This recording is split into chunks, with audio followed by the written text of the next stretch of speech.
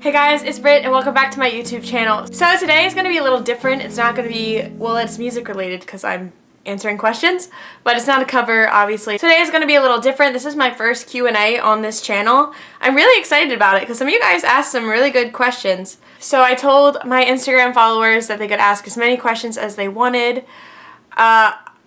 We'll see how well this one works, and if you guys want another Q&A with more questions like about myself, I'll totally do another one. Okay, so I'll start with the first Instagram. Like, obviously, you guys can see Instagram. Okay. They're real questions. I didn't make them up. What do you think of the Lie to Me music video preview?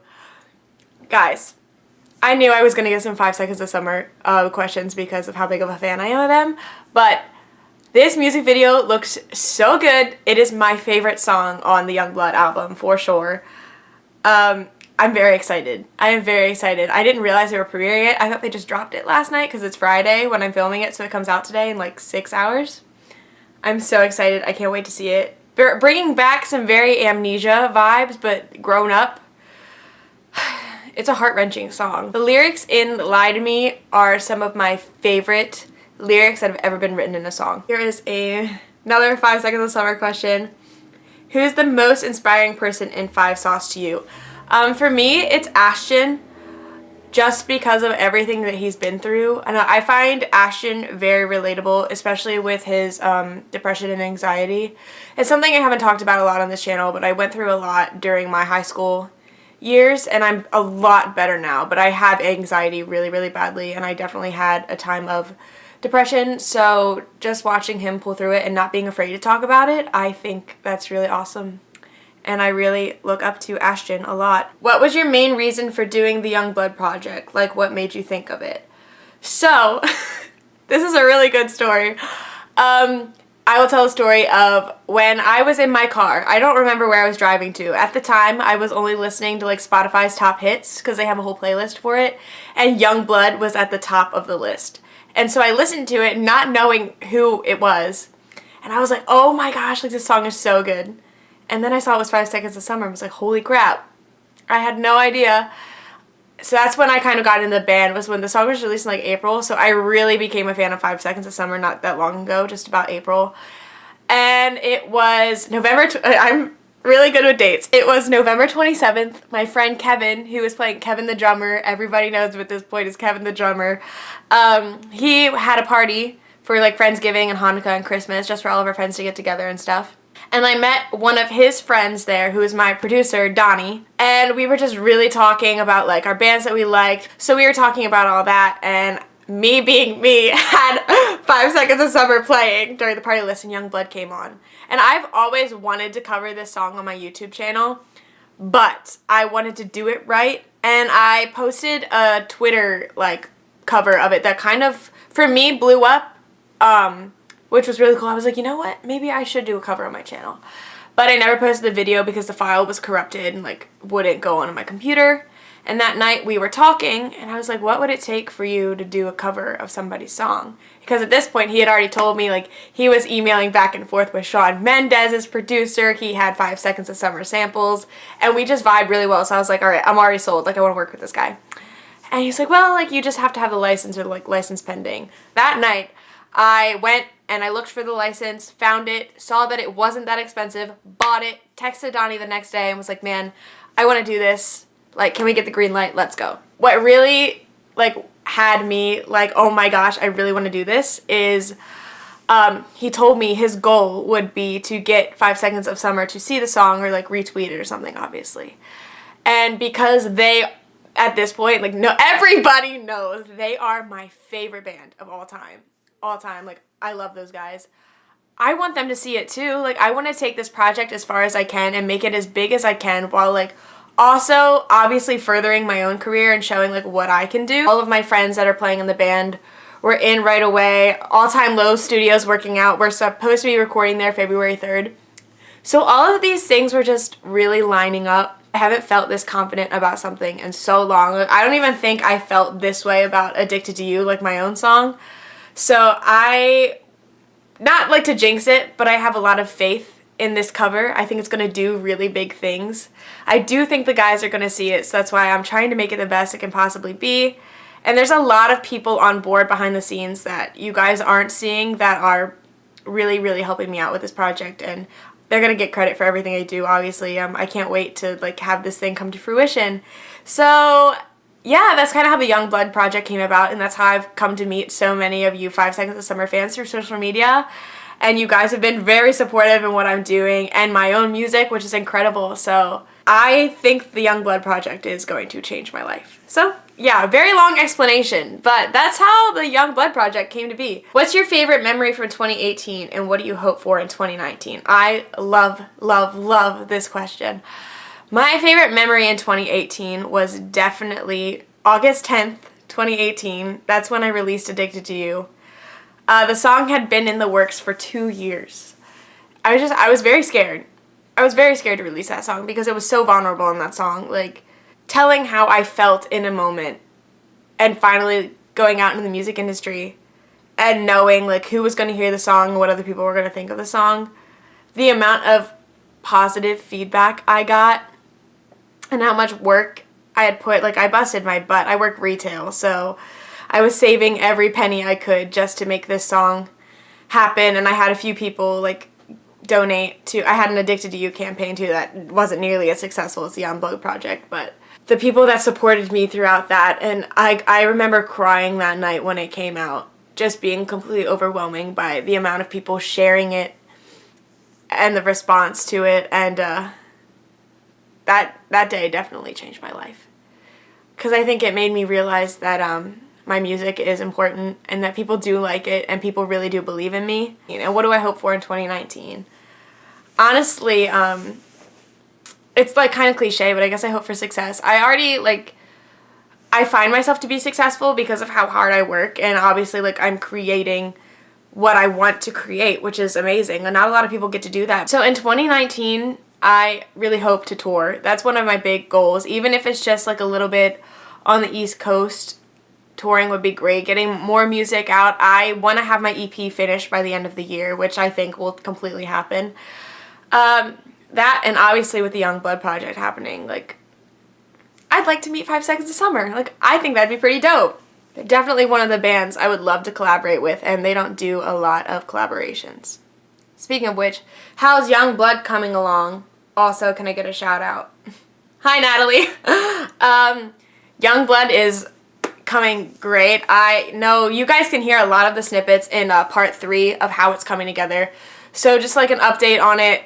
Music video date still not set. I'm hoping it's within the next 3 weeks because, like, I want to get this done, but at the same time, good content and quality content does not happen overnight, so trying to be patient. But yeah, it's going really good. The next step, I'm just waiting on a confirmation for sure from Donnie and Brian. All of the non-electronic stuff that Ashton actually plays, that's happening on February 3rd. And then the song's finished, which is crazy. So then it goes into mixing and mastering while we hopefully record the music video. I am going to post the video and the song at the same time. So that'll all depend on, right now I'm waiting to hear back from Brooks because we thought we had some dates set out and that didn't happen. So I'm waiting to hear back from him and Alex, and we'll figure out dates. We'll film a music video. Brooks will have to edit the video, and then that will determine when I release the song. So it's going pretty well. What's your favorite early 2000s song? Oh my gosh, I grew up in the 2000s. That is so hard. I can only pick one. Here we go. I guess this is like more mid 2000s, but I grew up on Green Day and Incubus and just like all these different bands, so I'm very thankful to my parents for educating me. My favorite early 2000s song is definitely Boulevard of Broken Dreams by Green Day. Came out in 2004. I grew up listening to that song. It's still one of my favorite albums of all time. Have you ever heard of Why Don't We? Bridget, I have. I know you guys love them. One of my coworkers, Kyle, has told me to like listen to 8 Letters. And I haven't yet. So I probably just should do it. What is a quote that you try to live by? Oh, that's hard. Recently I've come to terms with just like following my gut and listening to my heart. Those are both like really good ones. Because I remember in high school, and I won't say their name, and I was telling somebody about this the other day, I had one person when I was in freshman year. It was in, what was it called? FOT? I don't know. It was, or I don't remember. FOT was sophomore year. Maybe my fellow people that I went to high school with can correct me on this. It was freshman year class. It was required by our school. Oh my gosh, it's really going to bother me. But anyway, I had this girl in that class, and I will never forget when I was first making YouTube videos. And she was like, why? It's never going to happen. Like, there's a 1 in a million chance, and you're not that 1 in a million. And I've told people about this before, and I will never forget her saying it to me because it really was discouraging. And I just, like, to this day, I will prove her wrong. Like, this is going to happen for me. I'm very passionate about it. And I love what I do, and I love what I'm doing. And the creative people and music people that I've been around these past few weeks and out performing again has given me so much more, like, inspiration. That, you know, following my heart and doing what I want to believe in and not listening to the negativity of other people has really helped with, especially, like, Addicted to You and finally doing my own music and connecting with you guys. Favorite 5 Sauce song and biggest inspiration. Also love your voice. Thank you. Right now, my favorite 5 Sauce song. This is hard. How could you do this? I can't, like, can I pick per album or can I pick? So it's actually a song I've covered on my channel. I'll have to say it changes. Like, for a while it was Disconnected, then it was Jet Black Heart, and right now it's Lie to Me. Lie to Me is my favorite song off of Youngblood, just because I've said the lyrics in it. The lyrics are so relatable to things that I've been through and things that I've felt. The song is very moving. That's my favorite 5 Sauce song for sure. My biggest inspiration, ooh, obviously 5 Sauce, because I love their story and how they came from Little Sydney, Australia, and now they're one of the biggest bands in the world. I also love Ariana Grande. Vocally, she's my biggest inspiration. She's also very sweet. I have had the pleasure of meeting Ariana Grande and being up on stage with her. We're the same height. We're very small. And she was so kind. She told me she loved my Lauren Conrad nude pumps, so I'm never getting rid of those shoes. That said a lot to me, and that's how I would want to treat my fans. She was great. Yeah, I really, really look up to Ariana Grande a lot. What's the most embarrassing thing that has ever happened to you on stage? Nothing bad has ever happened to me on stage besides, like, messing up a chord, which happened the other night. I resolved too soon, and maybe forgetting some lyrics, but at the end of the day, that happens. I'm not beating myself up about it. Like, even to my own song, I've forgotten the lyrics. People are like, how do you forget the lyrics to your own song? It just happens. People have off days. I've never fallen off a stage yet. I'm sure it'll happen eventually. But yeah, nothing too embarrassing quite yet. How do you upload your YouTube videos onto your story like you do? I either screen record them if they're already up on YouTube sometimes, or I have sent myself snippets of the clips that I've edited, because I edit them, and I post them on my story that way with, like, link in bio, like that kind of thing, to promote myself. If you could play one arena, big or small, anywhere, what would it be? It would be full. Ooh, a full arena. Oh, this is hard, like, because we have, like, Wembley, we have the O2. Honestly, my dream has been to play in a sold-out Madison Square Garden. Will that ever happen? I don't know, but if I could play any show anywhere, it would definitely be Madison Square Garden. Enjoying the snow, because I'm in Maryland, and it snowed yesterday and a few days ago. No. If I could have it my way, it wouldn't snow at all. Like, that sounds so bad. I would rather be living in, like, LA, where it doesn't snow, than Maryland, because I don't like winter at all. I hate the cold. Snow is not for me. Like, I hide inside. I want to start a band. No.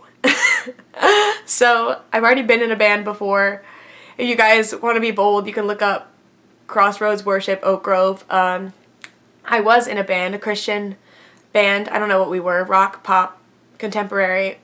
I don't know what it was. We were together for almost 2 years, and it ended very suddenly. I've always wanted to be a solo act since I was little, and being in a band was great. I will never forget the bond I had with the 4 other people that were in the band, but I also don't really talk to any of them anymore. I stopped following what I wanted to do and gave up a lot of things and my own passions, and nothing against him, because, like, that's on me, that's not on him.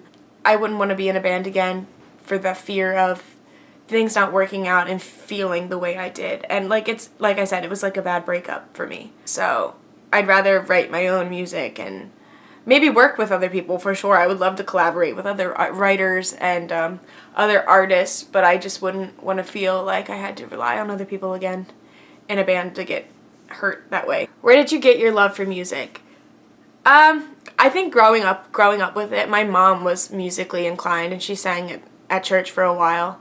And my dad actually played, oh my gosh, my dad was in Greece when he was younger, and he played the guy that sings Beauty School Dropout, go back to high school, and he would like float it down from the ceiling. I've never seen it, but all of my family has told me stories, and I know my dad can sing. He really doesn't, unless I like catch him singing sometimes. First song you ever heard by Five Sauce. It was She Looks So Perfect, their #1 single. I will never forget hearing that song. It was so good, and I regret to this day, just not following the band from then on, because I loved that song and I loved Amnesia and everything else I heard after that. It wasn't until Youngblood that I like really listened to them, and yeah, those guys are a huge inspiration to me, and they're obviously the reason for this project. Right now they're part of the reason why I'm gaining as many fans as I am, and this has been really fun. Like, this is so cool. I can't wait to see what else happens in the future. I hope you guys like this video and hearing a little bit more about me, and thank you guys so much for watching.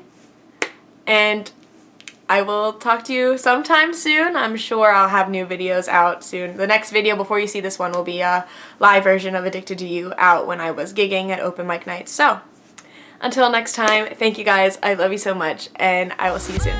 Bye.